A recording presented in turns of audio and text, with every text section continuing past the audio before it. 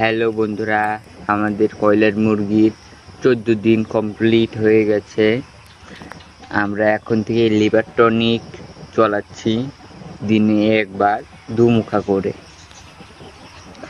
তারপর আমরা এখন মুরগির বাচ্চার ওয়েট করব। 14 দিনে কত ওয়েট হলো সেটা আমরা মাপবো। এখন এখান থেকে একটা বাচ্চা ধরে নেব, ধরে আমরা কাঁটাতে তুলে দিয়ে ওজন করব।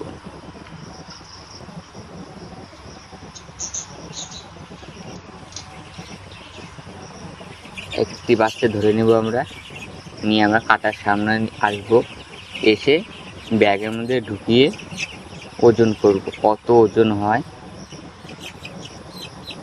ব্যাগটা ঢুকে নিলাম। এখন কাঁটাটা অন করব, অন করে আমাদের ওজন মাপার মেরে রেডি হয়ে যাবে।